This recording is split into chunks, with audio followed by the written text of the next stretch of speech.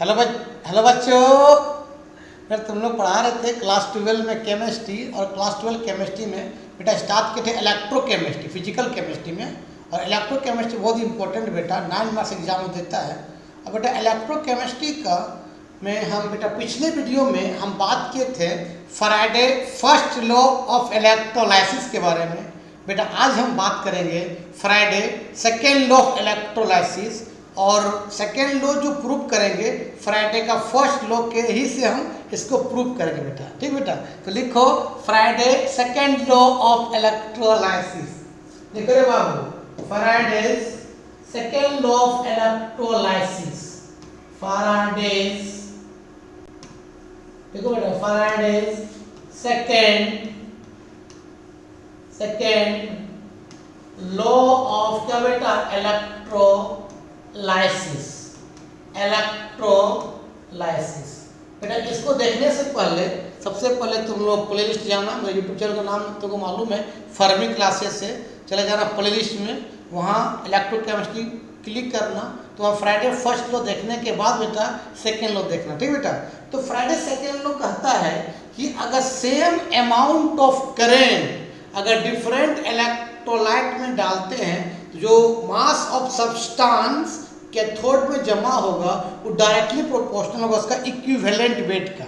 इसने कहा बेटा कि if the same amount of current is pass through the different electrolyte, then mass of the substances deposited at the cathode is directly proportional to the क्या equivalent weight। मतलब इसका तो statement लिख लो बेटा कि according to him, देखो बेटा according to him, ठीक बेटा, if the same amount of current, if the same amount of current is क्या बेटा pass through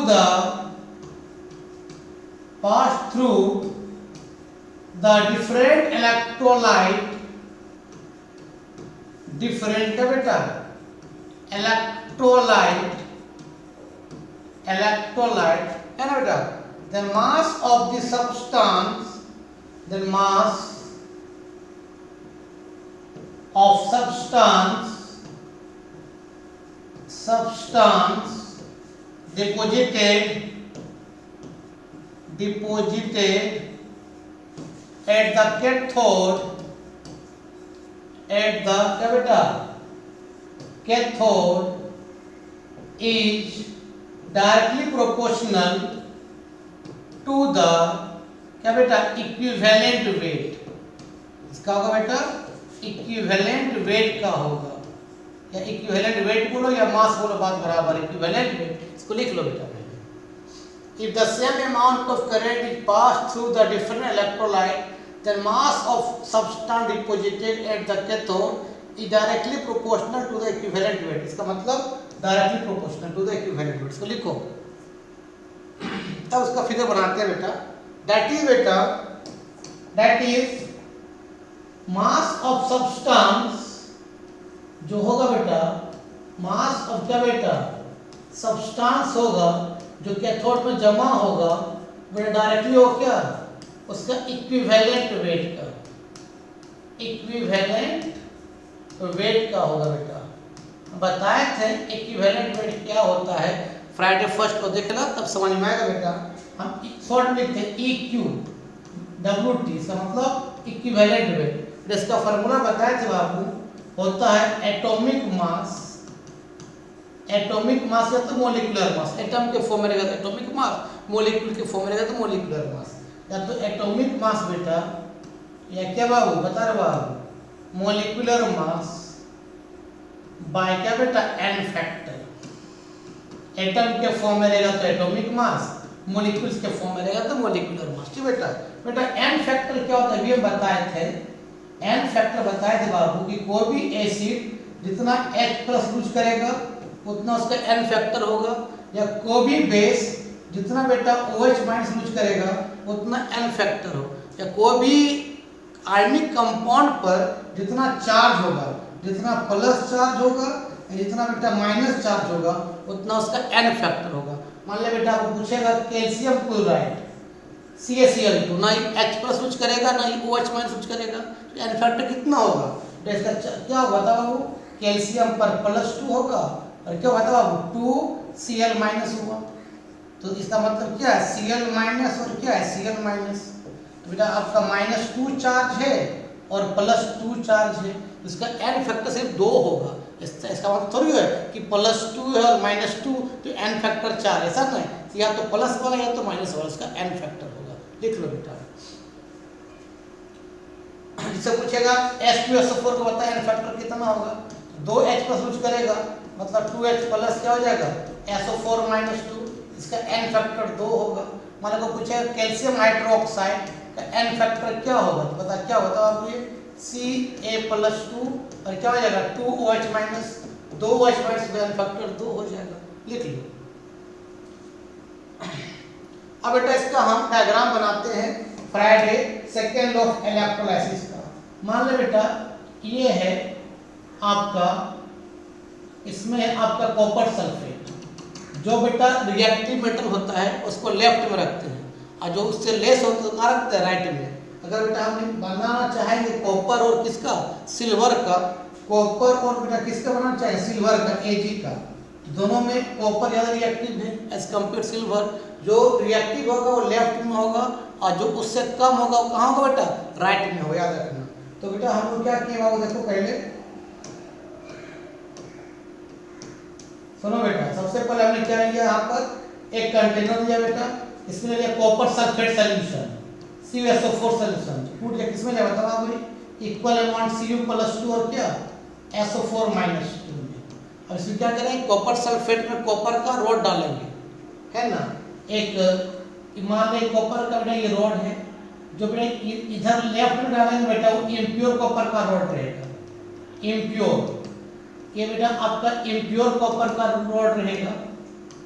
impure copper rod, impure copper rod, और कहाँ जाकर कन्वर्ट होगा? प्योर कॉपर में। अब बेटा इधर जो है राइट साइड में एक प्योर कॉपर डालेंगे बेटा, एक प्योर कॉपर है ये बेटा, प्योर कॉपर है ये। क्या बेटा? प्योर क्या है? कॉपर Cu रॉड है ना, रॉड ROD रॉड। बेटा ये कहलाएगा, ये कहलाता है बेटा कैथोड, प्योर वाला। कैथोड क्या होता है? इलेक्ट्रोकेमिकल सेल बेटा, तो पॉजिटिव होता है।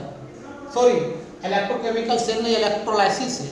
इलेक्ट्रोलाइसिस में कैथोड होता है नेगेटिव और एनोड होता है पॉजिटिव। इलेक्ट्रोलाइसिस का मतलब क्या होगा कि पहले करंट देंगे तब रिएक्शन होगा, किसमें? इलेक्ट्रोलाइसिस में। तो ये इलेक्ट्रोलाइसिस है तो आपका कैथोड हो जाएगा आपका बेटा नेगेटिव हो जाएगा।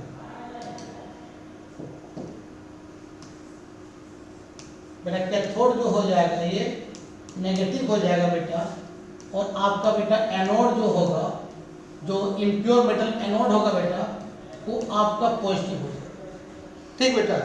उसी तरह बेटा यहाँ पर क्या करेंगे, इधर रखेंगे बेटा एक दूसरा सिल्वर नाइट्रेट, जिसका सॉल्ट उसी का रॉड, या कॉपर का सॉल्ट तो कॉपर का रॉड, या सिल्वर का सॉल्ट होगा तो सिल्वर का रॉड होगा।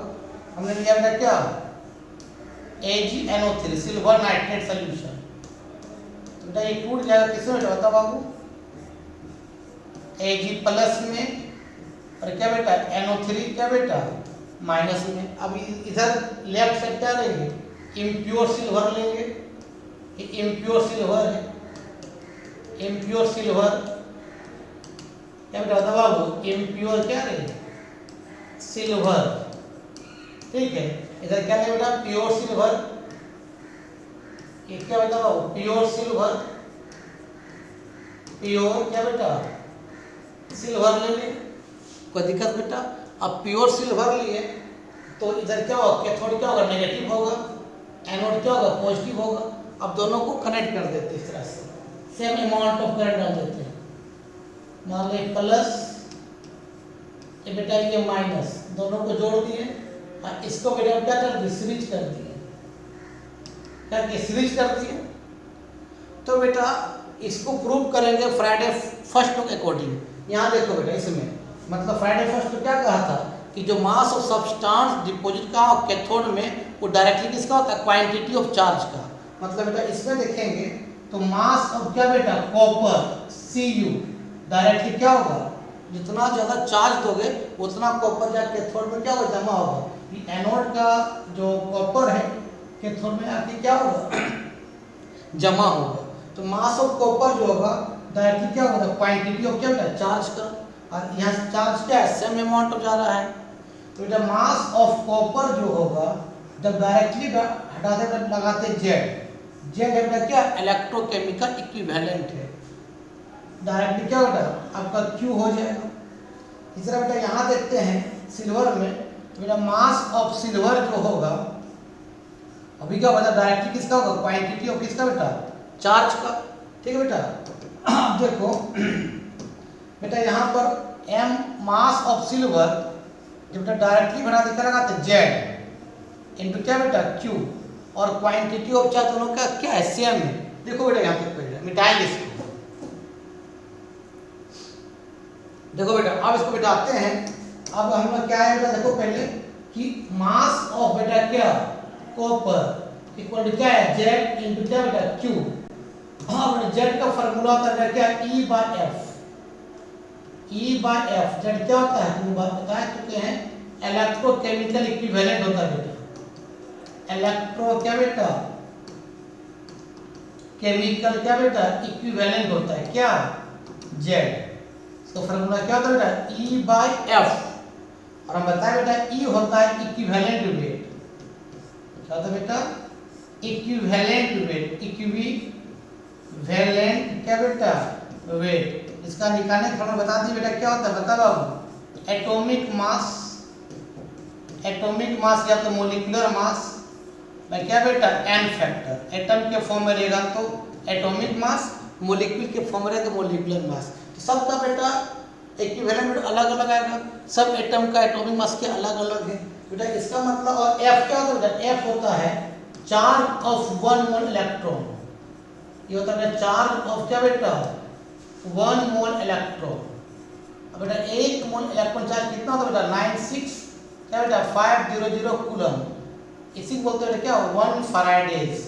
96500 कूलम को बोलते हैं 1 मोल इलेक्ट्रॉन चार्ज, जो क्या होता है उसे बोलते हैं 1 फैराडेज। यहाँ लिखो बेटा। तो बेटा इसको इसकी जगह पर हम क्या लिखेंगे, हम बताते तो इसको लिखो ना। चलो बेटा अब इसकी जगह पर तुम लिख सकते हो बाबू सिंपल कि मास अब क्या बेटा कॉपर इक्वल टू क्या बता, E इक्विवेलेंट वेट ऑफ क्या बेटा copper by F। E by F तो इक्विवेलेंट वेट सबका तो अलग अलग होगा ना, एटॉमिक मास अलग अलग होता है। F मतलब charge of 1 mole of electron, तो किसी का 1 मोल इलेक्ट्रॉन चार्ज कितना होता है 96500 कूलम, मतलब कांस्टेंट हो गया इनटू क्या बेटा Q से इक्वेशन 1 मान लो। दूसरा बेटा इसमें चला जा सिल्वर में, तो मास ऑफ क्या बेटा बताओ आप, सिल्वर इक्वल टू क्या लिखा होता है जेड इनटू Q बेटा। तो यहाँ मास ऑफ क्या बेटा सिल्वर, जेड का फार्मूला क्या होता है इक्विवेलेंट वेट। जेड क्या होता है इलेक्ट्रोकेमिकल इक्विवेलेंट वेट जेड का। इसका फार्मूला क्या होगा, E बाय F होगा।